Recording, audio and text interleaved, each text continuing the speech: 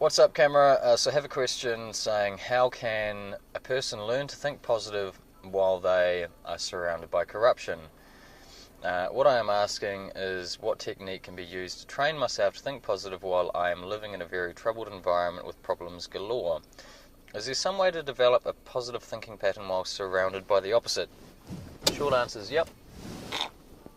Yeah, there is.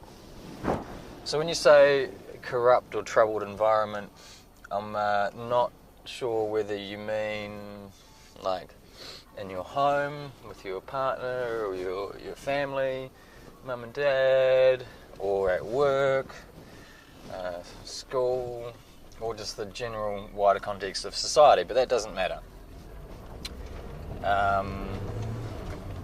So like ultimately you're a product of your environment, so whatever environment you're in, it's going to rub off on you.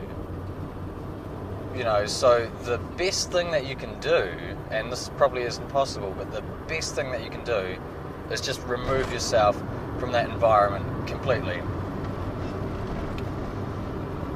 And so that's probably not possible, but if you can, that's what you got to do, because you are a product of your environment. Secondly, you know, from my experience and how I turned my life around, like I went from being a 14-year-old, I moved out of home, I left school when I was 14, and then I was a drug dealer, I was a, big shaved head, long goatee, I was a real piece of shit, and now I'm the complete opposite. And how I trained myself to turn myself around was interacting with my thoughts, writing it down. My first business mentor that I had gave me a piece of advice, and he said, think it, ink it, do it, review it. It's from a book, Wink and Grow Rich by Roger Hamilton. But so it's this idea that we just think so many thoughts a day. We think about 70,000 thoughts a day. We're constantly lost in thoughts. So when you have a thought that's of merit, that's of value, think it, write it down, acknowledge it, move on, then you can kind of do it and review it. But what that does is that, because we think about all these thoughts, most of the time the frivolous just goes round and around our head. When we have one that's worth something, we can write it down, acknowledge it. Now this may be something that you want to do, this may be something that you want to change within yourself.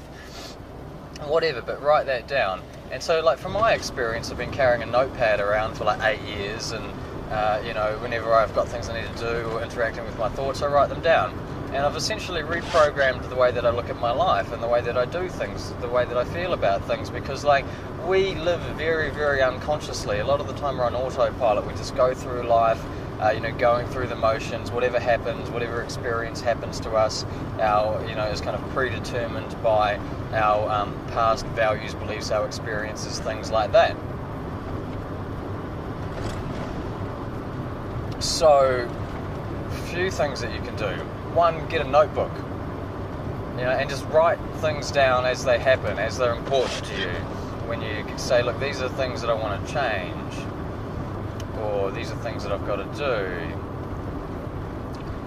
I used to have a business card sized bit of cardboard in my pocket that I printed out these important things I wanted to remember, these important quotes or sayings that really connected with me, and then I used to carry it around in my pocket. So I'd be going through my day unconsciously, going through the motions, and then I'd put my hand in my pocket, or I'd feel this sharp cardboardy thing, and I'd be like, what the fuck is this? And I'd pull it out, and it would be a reminder. I'd remind myself. It's a constant reminder. You've got to remind yourself and undo all the social conditioning. Like, think about it. As I said before, you're a product of your environment, and you've been built up to look and feel and be a certain way because of that environment. So you've got to start undoing that by thinking, and it takes time. So you've got to train yourself to undo this social conditioning and psychological bullshit, the things that we carry around with us. So for me, carrying a bit of card around in my pocket was a good help. Then maybe a vision board or something like that. Put together a board or a bit of paper of things that you want, to where you want to get to. Maybe you want to have a nice job, the feeling of freedom, the happiness, whatever, and put some pictures up or some words up, so when you wake up during the day, the first thing in the morning, you can look at this. Maybe when you're in the bathroom, it's there. Cooking dinner, it's there. You've just got to constantly remind yourself and affirm yourself of the things that you want to change. They say inspiration's or motivation's like a shower, best done daily. And so, like, and it depends how deep or how meta that you want to get with it. Like, I'm talking about notebooks, and I rate that probably more than anything. It's one of the most important tools that have helped me with my own personal development is interacting with my thoughts, my notebooks, and that kind of thing. But one thing that I've been doing for a little while now is free writing exercises. So I'll just wake up in the morning, and in the morning or before I go and do yoga, and I'll try and do it at night time. But the idea is just free write. Okay, so it's just go. You're just writing about anything. You're not critiquing yourself, you're not editing it, you're just going with the flow, with the breath, with the music, whatever, but just getting into the flow of writing. And the idea is to get to this flow state where you're just going. But like, so for me, a lot of the time I'd write about my intentions. What do I want to happen for today? What do I want to change within myself? And it gives you the opportunity to, write and write and write. And one of the things that I really like about writing, it's kind of like the evolution of thought. Like, thoughts are a very, very real thing. They're just as real as this fucking steering wheel, but like, the thing is, you crack my head open, you're not going to be able to find a thought.